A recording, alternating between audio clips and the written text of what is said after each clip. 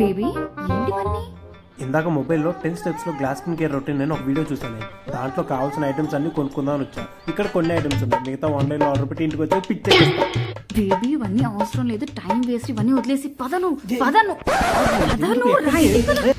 ఆ 10 steps గురించి మర్చిపో.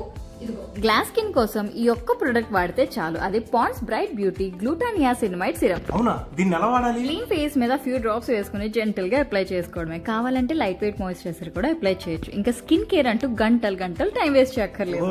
అందుకేనా నీ ఫేస్ అంత గ్లోయింగ్ గా ఉంది?